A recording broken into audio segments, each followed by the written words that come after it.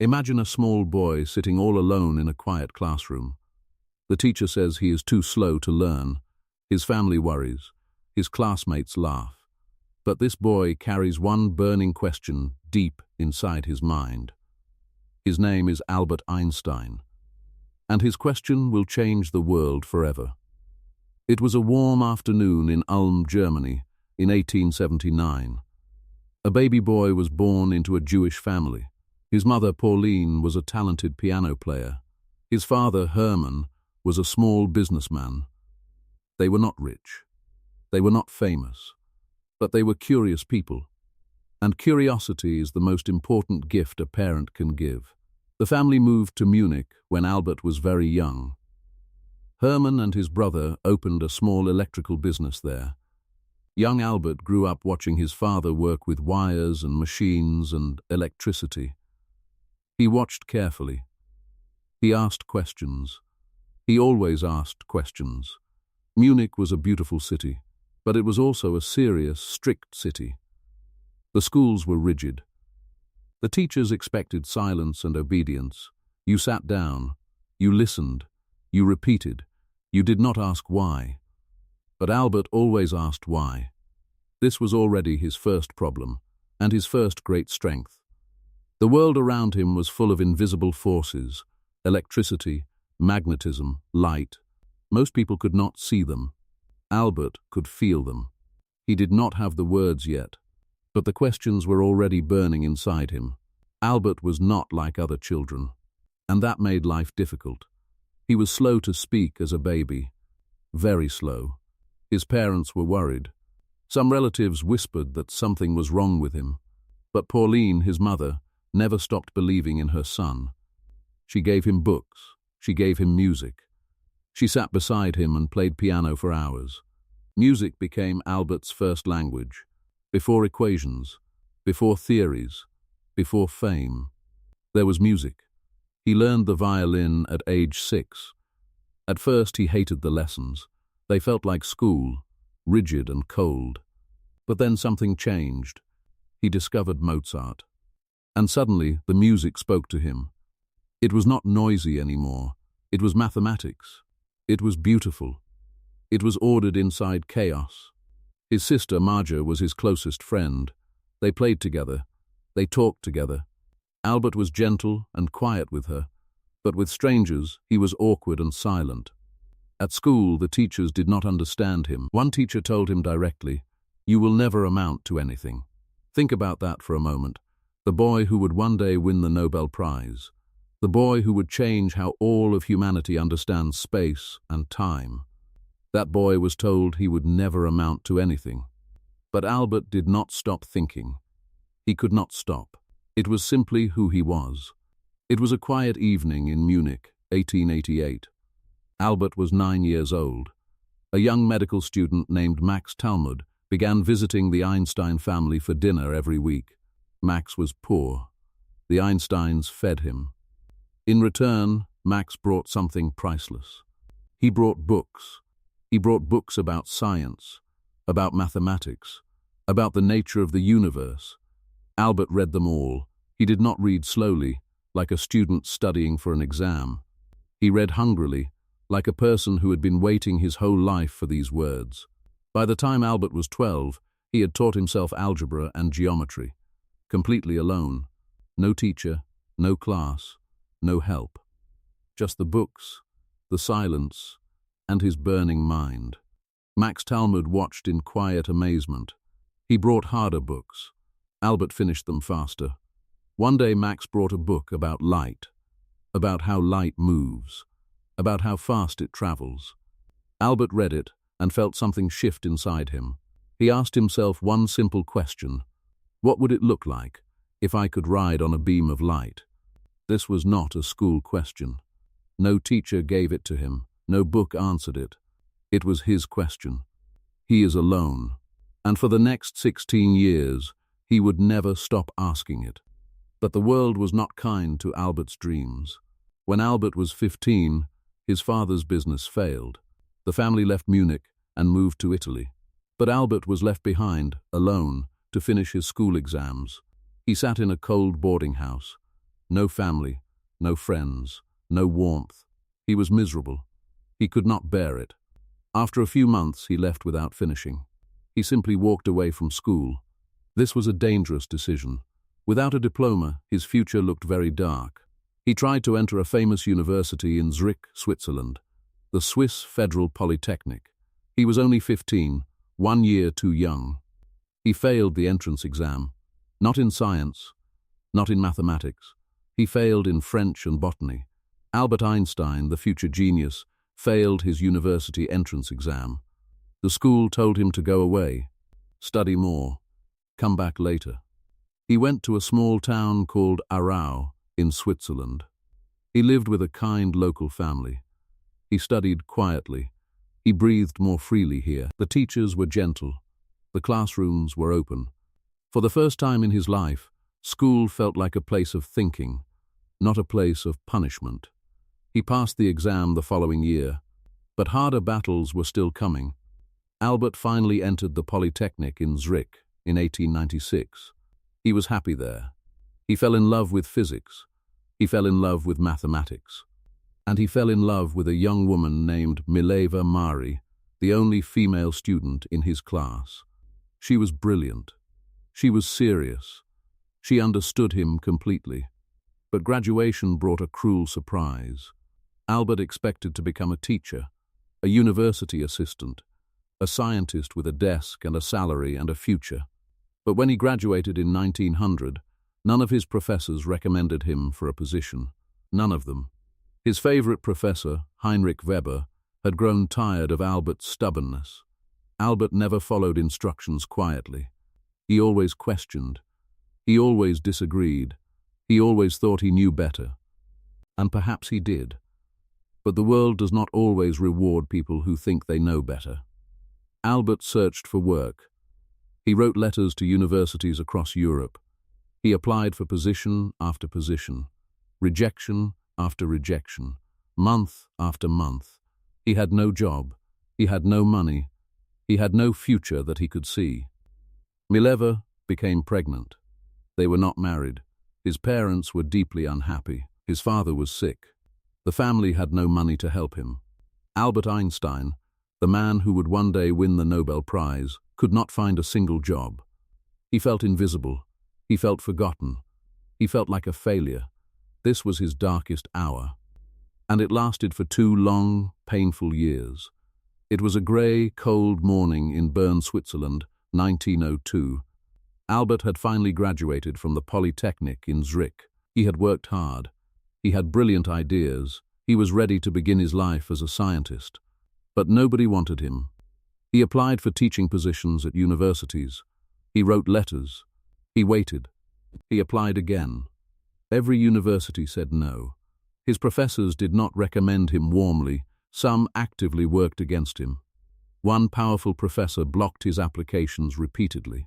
Albert had a young son now. His name was Hans Albert. Albert had also married his university classmate, Mileva Mari, a brilliant woman who understood physics deeply. They had almost no money. They were struggling every single day. He needed work. He needed income. He needed hope. Finally, a friend helped him find a small job. Not a teaching job. Not a research position. A clerk job at the Swiss Patent Office in Bern. He sat at a desk, 8 hours a day, reading other people's invention applications. It was not the life he imagined. Some people would have given up. Some people would have decided, this is enough. This is my life now. Let the big questions go. But Albert did not let them go. Every evening, after long hours at his desk, he came home. He sat down quietly, and he thought. He thought about light. He thought about time. He thought about that question from his childhood. What would it look like to ride on a beam of light? It was a bright spring morning in Bern, Switzerland, 1905. Albert Einstein was 26 years old. He was still a patent clerk. He was still unknown. He was still sitting at his small desk, reading other people's ideas. But something was happening inside his mind. For weeks, he had barely slept. He was working on something enormous, something that he could feel but could not yet see clearly. He talked with his closest friend, Michel Besso, for hours every evening. They walked together through the quiet streets of Bern. They argued. They questioned. They pushed each other harder and harder. One evening, Albert stopped walking. He stood completely still on the street. Something had arrived. Not slowly, not gently. All at once, like a door swinging open in a dark room, he turned to Michel and said quietly, "I have completely solved the problem." Michel looked at him. Albert walked home. He did not sleep that night. He sat at his small wooden desk in his small apartment with his sleeping family around him. And he wrote. He wrote for 5 days without stopping. 5 days. Almost no sleep, almost no food. Just the pencil, the paper, and the idea burning through his hand. What he wrote would later be called the Special Theory of Relativity. He explained that time is not fixed. Time moves differently depending on how fast you are moving. He explained that energy and mass are connected by one beautiful, simple equation. E equals mc squared. 4 symbols, 1 equation, and the entire universe was never the same again. He sent the paper to a scientific journal. He was a nobody, a clerk, a failed academic with no university position. The journal accepted it. Then another paper. Then another. Then another. In that one miraculous year, 1905, Albert Einstein published 4 papers. Each one changed science forever. Scientists later called it his miracle year. He simply called it thinking. It was a quiet morning in Zurich, Switzerland, 1909. The world was beginning to notice. One by one, the greatest scientists in Europe read Albert's papers. At first, some were confused, some were skeptical, a few were angry. His ideas were too strange, too bold, too different from everything they believed. But one man understood immediately. Max Planck was the most respected physicist in Germany. He read Albert's papers and felt something rare, the feeling of reading a completely new truth. He wrote to Albert personally. He invited him to speak at conferences. He told other scientists, "This young man is extraordinary." Slowly, the doors began to open. Albert was offered a teaching position at the University of Zurich, then a better position in Prague, then back to Zurich, then, finally, an invitation to Berlin, the center of European science. He was no longer a clerk. He was a professor. He was a colleague of the greatest minds in the world. But Albert did not change. He still wore old clothes. He still forgot to comb his hair. He still walked through the streets, thinking, always thinking, sometimes bumping into people because his eyes were far away in another universe. Fame was coming. Recognition was coming. But Albert was not thinking about fame. He was already working on something much bigger than the special theory of relativity. He was trying to understand gravity itself. He was trying to explain how the entire universe moves. It was a cold, grey morning in Berlin, Germany, 1915. Europe was at war. The First World War was tearing the continent apart. Cities were burning. Young men were dying. The world outside Albert's window was breaking into pieces. But inside his small study, Albert was building something. For 10 years, 10 long, difficult years, he had been working on a new theory, the general theory of relativity. It was far bigger than his first theory, far more complex, far more beautiful. He was trying to explain gravity, not just describe it, truly explain it. He wanted to show that gravity is not a simple pulling force. It is something deeper. Space itself, the invisible fabric of the universe, bends and curves around heavy objects, and that bending is what we feel as gravity. It was an idea so extraordinary that even Albert himself sometimes doubted it. He made mistakes. He went down wrong paths. He spent months on calculations that led nowhere. He grew exhausted. He grew thin. He barely ate. His health began to suffer. His personal life was also falling apart. His marriage to Mileva was ending painfully. He was far from his sons. He was lonely inside the greatest work of his life. But he did not stop. On November 25, 1915, Albert presented his completed general theory of relativity to the Prussian Academy of Sciences in Berlin. The room was silent. Then, 4 years later, in 1919, a British scientist named Arthur Eddington traveled to a remote island to observe a solar eclipse. He measured the bending of light around the sun, exactly as Albert had predicted. The measurements matched perfectly. The next morning, newspapers across the world carried the same headline: Revolution in Science, New Theory of the Universe. Albert Einstein, the quiet boy from Munich, had just become the most famous scientist on Earth. It was a cold evening in Berlin, Germany, 1933. Albert Einstein was 53 years old. He was the most famous scientist in the world. His face was on magazine covers. His name was known in every country. Children drew pictures of him. People stopped him on the street just to touch his hand. But in Germany, something dark was growing. Adolf Hitler and the Nazi Party had risen to power. They hated Jewish people. They called Jewish science dangerous. They called Albert Einstein an enemy of Germany. His books were burned in the streets. His bank account was seized. His home was searched by soldiers. Albert was visiting the United States when Hitler took power. He looked at the news from far away. He understood immediately. He could not go back. He never went back. He settled in Princeton, New Jersey, in America. He found a quiet office at a small research institute. He found a simple house. He found a new life. But the losses were deep. He lost his country. He lost his language. He lost the Europe he had known his whole life. Many of his friends and colleagues did not escape. Many were killed. Albert carried this pain quietly. He worked for peace. He spoke against war. He signed letters and petitions. He used his famous name to try to protect people. He had started life as a boy with nothing but questions. Now he was an old man in a foreign country, still asking questions, still hoping the answers could save the world. Albert Einstein died on April 18, 1955, in Princeton, New Jersey. He was 76 years old. He died quietly, in a hospital bed, still working. There were handwritten equations on the paper beside him. Even at the very end, he was still thinking, still asking questions. He left behind something extraordinary. His theories of relativity changed physics forever. They gave us GPS technology, the system in your phone that tells you where you are. They helped scientists understand black holes, the birth of the universe, and the nature of time itself. His famous equation, E equals mc squared, became the most recognized equation in human history. But perhaps his greatest legacy is not an equation.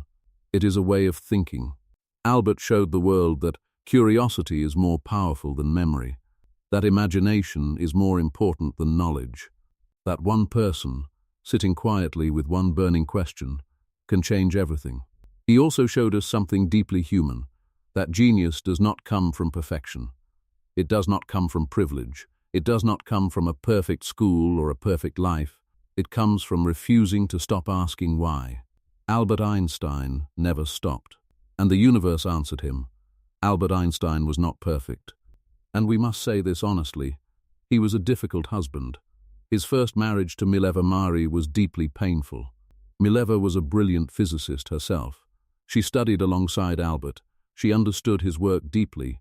Some historians believe she contributed more to his early theories than history remembers. But Albert did not always treat her fairly. He was cold. He was distant. He made impossible demands. Their marriage ended in sadness and bitterness. Mileva raised their sons largely alone. Albert was also a distant father. His son Eduard suffered from serious mental illness. Albert struggled to connect with him. He carried guilt about this for the rest of his life. Some people say his personal failures do not matter, that great science is separate from personal character. Maybe this is true, but the people he hurt were real. Their pain was real. Albert himself admitted his failures. He never pretended to be a saint. He was a man of extraordinary mind and ordinary human weakness. He could explain the bending of light across the universe, but he could not always find the right words for the people closest to him. Nobody is perfect, not even Einstein. So what can we learn from Albert Einstein? The first lesson is this: being different is not a weakness. Albert was too slow, too quiet, too strange for the schools and systems around him. Every place that rejected him was wrong. His difference was his greatest strength. The second lesson is about failure. Albert failed his university entrance exam. He was rejected by every university he applied to. He spent years in a job far below his abilities. Failure did not stop him. Failure was simply part of the journey. The third lesson is about curiosity. Albert once said, and these are his real words, "I have no special talent. I am only passionately curious." This is one of the most important sentences ever spoken. Talent is something you are born with. Curiosity is something you choose. Every single day. The fourth lesson is about time. Albert worked on his biggest ideas for 10, 15, 20 years. He did not rush. He did not give up when the answer did not come quickly. Great things take time, always. And the fifth lesson is the simplest of all. Ask why. Ask it again. Ask it until the universe answers. That is the Einstein way. And it is available to every single one of us. My friends, think about Albert Einstein for a moment. He grew up speaking German. He moved to Switzerland and learned new ways of thinking. He moved to Italy. He moved to America. Every time he moved, he had to adapt. He had to find new words, new ways of expressing his extraordinary ideas in a language that was not always comfortable. Language was never easy for him. Even as a child, he spoke late. He struggled to express what was burning inside his mind. And you, right now, are doing something very similar. You are learning English. You are taking ideas from deep inside your heart and finding new words for them. New sounds, new sentences. It is not easy. Some days it feels impossible. But you are here. You are listening. You are understanding. Every story you finish is a small miracle. Every word you learn is a door opening. Albert asked one question for 16 years before the answer came. You are allowed to take your time too. Keep going, my friends. If this story moved you, please like this video and subscribe to Story World English for more beautiful stories like this one. Leave a comment below. Tell me which part of Einstein's story inspired you the most.